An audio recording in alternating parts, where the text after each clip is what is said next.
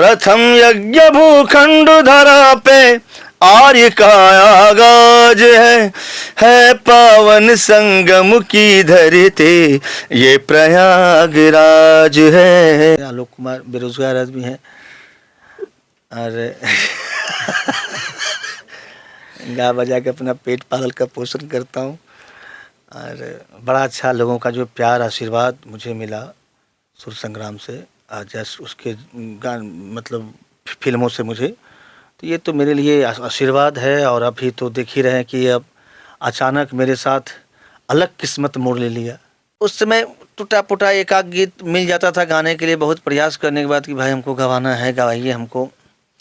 तो समझिए कि 15 दिन 20 दिन में एक आध गीत मिलता था तो 500-1000 रुपया मिलता था उस समय। हमारे साथ है पूरे संसार में जो बज रहा है गाना, जिसका आज दुनिया में हर सनातनी है दीवाना। ये प्रयागराज है के गायक आलोक कुमार। जीवन का संघर्ष यहाँ तक पहुँचने में कितने ही कठिनाइयों को झेले हैं, इन्हीं की जुबानी सुनने का करते हैं आज प्रयास।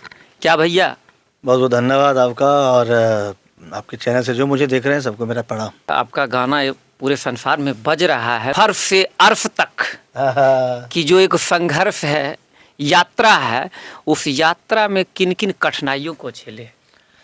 देखिए मैं तो एक्चुअली मैं बिहार लखीसराय जिला कजरा का रहने वाला हूँ और मेरा जो सफ़र चला फिल्मी दुनिया में, फिल्मी कैरियर में, सुर संग्राम से मेरा चला। और सुर संग्राम जीतने के बाद तब मेरा ओरिजिनल जो होता है ना संघर्ष, क्योंकि वहाँ तो बड़े बड़े सिंगर हैं फिल्म में गाने वाले, उस बीच आलोक कुमार गया, उसमें भी मैं मगह मतलब अंग क्षेत्र का रहने वाला। तो उस समय टूटा फूटा एक आध गीत मिल जाता था गाने के लिए, बहुत प्रयास करने के बाद कि भाई हमको गवाना है, गवाइए हमको। तो समझिए कि 15 दिन 20 दिन में एक आध गीत मिलता था तो 500-1000 रुपया मिलता था उस समय। लेकिन मैं लगा रहा, कोशिश करता रहा और आज के डेट में कोशिश करते करते जो 16 साल का जो मेरा सफ़र रहा है सर, समझिए कि अब तक मैं 6 से 7 हज़ार गाने गा दिए। हिंदी भोजपुरी ना, हाँ, हिंदी भोजपुरी मैथिली, आपके उड़िया मराठी, बहुत भाषा में गाया, राजस्थानी गुजराती सब मैं गाया हूँ। ये मेरे लिए सौभाग्य रहा है कि भोजपुरी के जितने भी एक्टर हैं सबके लिए मेरा आवाज़ गया है। आवाज़ गया है। मेरा सवाल कुछ और था, आप हट के जवाब दिए। और संघर्ष तो देखिए ऐसे देखा जाए, संघर्ष सुर संग्राम से पहले तो बहुत संघर्ष रहा है मेरा। मैं पटना में जाता था तो बाहर मतलब होता है ना कि चलो नॉर्मल सिंगर है, उस समय नाम फेम कुछ था नहीं, तो बाहर बैठा देना। कभी अब एक सिंगर को यदि आप 7 घंटा 5 घंटा बाहर बैठा देंगे सर तो क्या गाएगा वो, ऑटोमेटिक वो ये हो जाएगा कि मैं क्या गाऊंगा। तो ये भी एक देखा जाए तो संघर्ष है कि दिमाग थकने के बाद, शरीर थकने के बाद कोई बोलेगा कि ठीक है तुम माइक पे चढ़ो गाओ, तो क्या गाइएगा आप। दिल दिमाग तो पहले थक चुका। लेकिन मैं हारा नहीं, मैं रियाजी था, मैं बहुत रियाज़ करता था, 10-10 घंटे में रियाज़ करता था।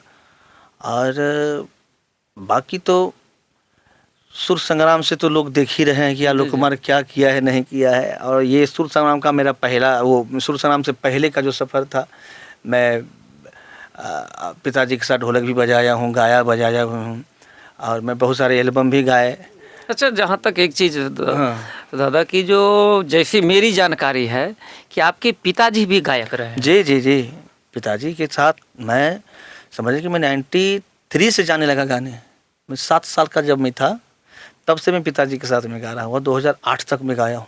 और आपके पिताजी शायद जमालपुर रेलवे कारखाना में कार्यरत थे। जी 2020 में रिटायर कर गए, अक्टूबर में। जी, अधिकांश लोगों की चेष्टा होती है कि जो आपका पारिवारिक कहा जाए कि कितने भाई बहन हैं, पिताजी क्या करते थे, अधिकांश लोगों का यही सवाल होता है। तो आप एक ही लपेटे में हैं सारी चीज़ों को बताएं। देखिए मैं 3 भाई 2 बहन, सबसे छोटा हूँ मैं भाई बहन में। और बाकी सबकी जॉब है, दोनों भाई की जॉब है।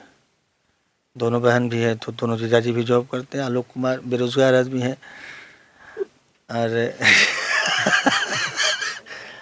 गा बजा के अपना पेट पालन का पोषण करता हूँ।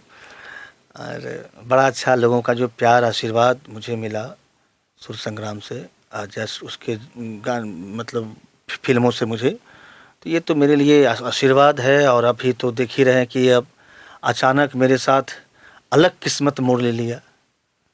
जो मैं छुपा हुआ था वो निखर गए। वो जो छुपा हुआ था, जो कि मैं लोगों की शिकायत भी रहती थी कि आलोक आप आते नहीं हो जल्दी, आप मीडिया से दूर रहते हो, बहुत ज़्यादा आप सोशल मीडिया से दूर क्यों रहते हो, आप अपना जो गाते हो कम से कम वो तो मुझे पब्लिक के बीच लाओ कि मेरा गाना ये है, तभी तो हम लोग जानेंगे।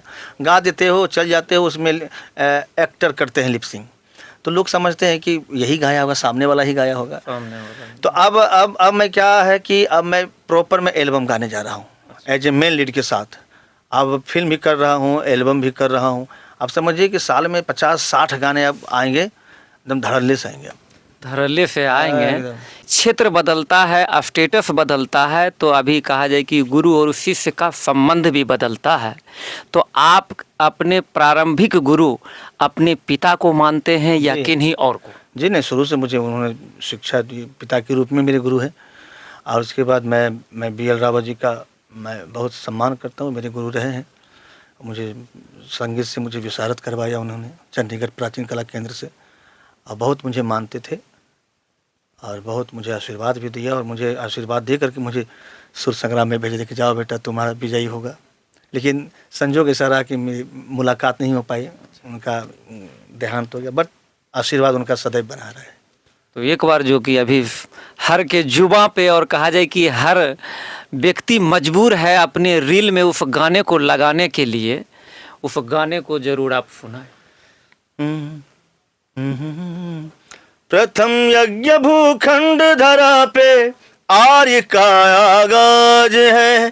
प्रथम यज्ञ भूखंड धरा पे आर्य का आगाज है पावन संगम की धरती ये प्रयागराज है, ये प्रयागराज है, ये प्रयागराज है, ये प्रयागराज है।